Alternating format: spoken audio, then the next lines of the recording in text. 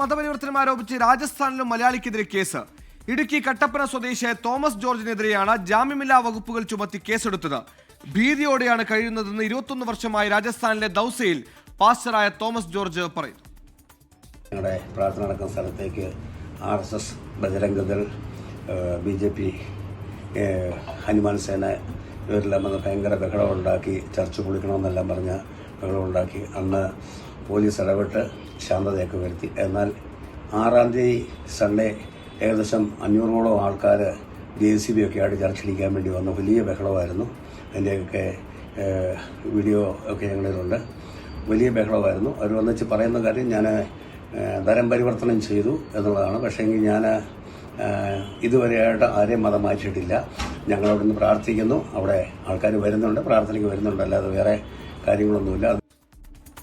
ബൽറാം നെടുങ്ങാടി വിശദാംശങ്ങളുമായി ചേർന്നു. ബൽറാം, ഈ ഛത്തീസ്ഗഡിലെ കന്യാസ്ത്രീകൾ നേരിട്ട സംഭവം ഒറ്റപ്പെട്ട സംഭവമല്ലെന്ന് നമ്മൾക്ക് അറിയുന്നതാണ്. ഇത്തരത്തിൽ ന്യൂനപക്ഷങ്ങൾ പലയിടങ്ങളിൽ സമാനമായ പ്രശ്നം നേരിടുന്നു. ഈ ഛത്തീസ്ഗഡിന്റെ മറ്റു രാജസ്ഥാൻ വെർഷൻ എന്ന് മാത്രം എന്താണ് വിശദാംശങ്ങൾ?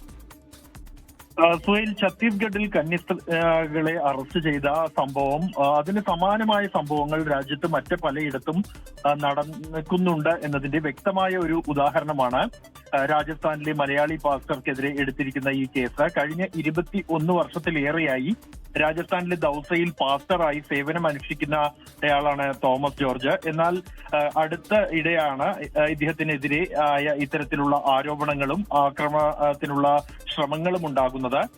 കഴിഞ്ഞ ജൂൺ 29-ന് ഞായറാഴ്ച പ്രാർത്ഥന നടന്നുകൊണ്ടിരിക്കെ ബജ്രംഗ് ദളിന്റെ നേതൃത്വത്തിൽ ആരാധനാലയത്തിലേക്ക് പ്രതിഷേധവുമായി എത്തുകയായിരുന്നു ഒരു സംഘം. അതിനുശേഷം പിന്നീട് ജൂലൈ 6-നും സമാനമായി തന്നെ ബജ്രംഗ് ദളും RSS പ്രവർത്തകരും മതപരിവർത്തനം നടത്തുന്നു ഈ ആരാധനാലയത്തോടൊപ്പം എന്ന് ആരോപിച്ചുകൊണ്ട് ഈ ആരാധനാലയം തകർക്കാനായി JCBകൾ ഉൾപ്പെടെ ആയി എത്തുകയായിരുന്നു. തുടർന്ന് പോലീസിന്റെ സഹായം തേടുകയും 100ഓളം പോലീസുകാർ എത്തിയാണ് തോമസ് ജോർജ് അടക്കമുള്ളവർക്ക് സംരക്ഷണം നൽകിയത് എന്നുമാണ് അദ്ദേഹം പറയുന്നത്.